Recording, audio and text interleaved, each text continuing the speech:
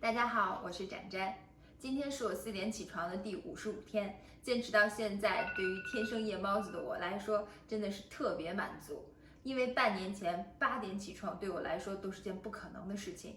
有时是因为天气不好，有时是因为心情不佳，更多的时候是觉得自己已经挺辛苦的了，一定要睡个懒觉。就这样心安理得的给自己找理由，推到明天，再推到后天，认为肯定有一天会早起，结果每天都在重复着去年的 flag。现在呢，每天早上9点，我已经练完了瑜伽，跑完了步，而且完成了 to do list 上面最重要的事情。这样白天我就有更多的时间可以去学习、复盘，以及进行自我提升。尤其是清晨的静谧、清爽和希望，比深夜更吸引我。所以我今天想和大家分享一下我是如何做到的，因为这些小技巧也在帮助我越来越自律。首先一点，我觉得就是不要立特别大的 flag， 因为曾经的我是早晨9点起床都要咬牙切齿的，持续的熬夜让我觉得精神上好累，就急于改变这种状态，也特别羡慕别人分享的 Miracle Morning， 所以我看了好多书，也看了好多演讲，然后就信心十足的直接就尝试4点起床。当天倒是爬起来了，其实爬起来倒不是那么难，但是白天昏昏沉沉的，完全没有办法工作，可想而知我还是得熬夜。第二天又打回了原形，所以很有可能不是你的意愿不够强烈，而是目标过大，容易被现实打败。还是要从小目标做起，慢慢的去习惯它，一点一点进步。我现在的4点起床，其实也是从8点起床这个小目标开始的。再比如说，如果你打算开始跑步，如果一开始你给自己定的目标就是每天跑10K， 也许第一天你可能会去跑，但是接下来总会有各种各样的状况阻碍你跑出去。我当时开始跑步的时候是绕着400米的操场跑跑走走，先跑3圈，然后再连续跑5圈，再然后这个习惯我从上大学一直坚持到了现在。大的 flag 的确是让人热血沸腾，但是自律是一件长期的事情，是长期的习惯，所以不需要太担心小的目标达不到你的预期。初期是需要用完成度来增加我们的满足感和成就感的，然后去养成习惯，再慢慢递增，这样大的目标也就达到了。其次呢，就是开始去做。我非常喜欢这张1981年的 Tokyo Disneyland 的这张 We Are Doing It 的海报。当时 Disney 的 Imagineers 需要尽快的同时去建设 Epcot 和 Tokyo Disneyland， 所以呢，他们就用这张海报来鼓舞自己。其实自律的人并非天生就自律，成功的人也并非天生就成功。最重要的是开始做和正在做。其实从8点开始起床的第一天，一直到现在，每天我都会想一下，要不明天休息一下，睡个懒觉吧。但是清晨醒来的那一刻，我只是告诉自己，我不管明天是睡懒觉还是早起，我只要做到今天早起就好。还有一种迟迟不开始的心态，就是完美主义心态，就是那种一定要等到所有条件都具备了，或者100%把握了才开始的那种心态。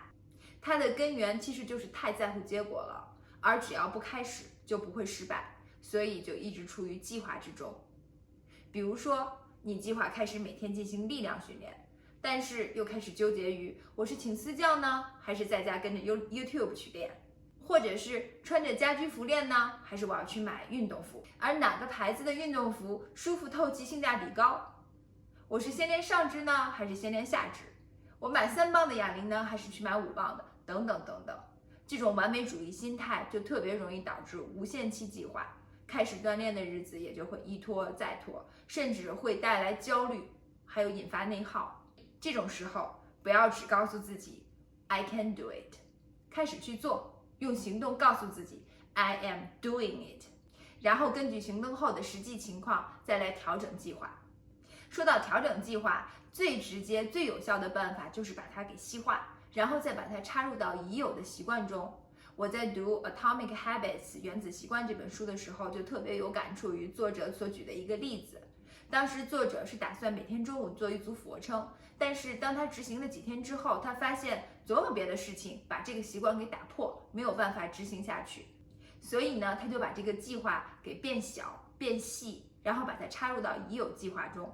调整之后就是每天中午完成工作，离开座位，去餐厅之前，在 cubic 的地上做10个俯卧撑。这个计划其实已经很具体了，而且它还靠去餐厅的这个自然习惯，强调了做俯卧撑这个新习惯，那么执行起来就相对容易多了，而且就更容易执行下去了。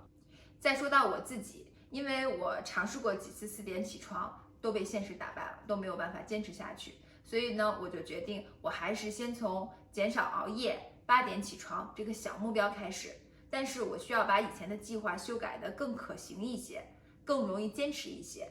那按照睡眠周期9个小时的话，从8点起床往前推，我就定了每天晚上10点半的闹钟。调整之后的计划就是晚上关上闹钟之后，把手机放在客厅，然后上楼，在卧室看几页书，让自己从工作状态中慢慢淡出。睡前如果想到任何事情，或者是有什么 ideas 的话，我会把它记在手账中。结果入睡就变得简单了，而且睡眠质量也变高了。后来我发现早晨的效率确实比晚上要高很多，而且早起之后发现一天的时间好像都比以前多了，这样也就使我能够坚持8点起床。3个月后我就调整到了晚上10点睡，早晨7点起，之后又坚持了2个月，然后调整到了现在晚上10点睡，早晨4点起，加上中午午睡20分钟。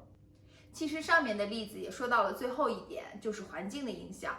当我远离了手机、电脑，在卧室开始读书的时候，温柔的灯光和书中的宁静，让我慢慢的进入了放松休息的状态，更加容易早睡。试想一下，如果你躺在床上，刷着综艺，追着剧，旁边是零食和手机，那么大概率你是不会去读书或者早睡的，而是不知不觉的又熬过了1-2个小时。再比如，如果你需要高效的学习或者工作，那么一个安静的空间和明亮的灯光，旁边放着的不是手机，而是书或者笔记本，那么这个环境会让你更加专注。最后，我觉得自律这件事儿吧，现在就开始去做，从少喝1杯奶茶，少吃几口零食，早睡半小时，早起半小时，跑步5分钟，或者是看2页书这样的小事儿做起，然后明天也去做这件小事儿，再坚持1周去重复这件小事儿，你会发现你开始舍不得去打破你已经成功的这1周了，然后再坚持1个月，再到1年，慢慢的你发现你已经习惯了这种做法，也就是达到了自律，而且你也看到了更好的自己。好了，今天的内容就先分享到这里，谢谢你的观看，也希望能够给你带来启发。如果你也有自律的小技巧，请给我留言。如果你喜欢这个视频，请点赞或者分享给你的朋友，或者关注我，那对我的频道会有很大的帮助。非常高兴在这里认识大家，那我们下期再聊，拜拜。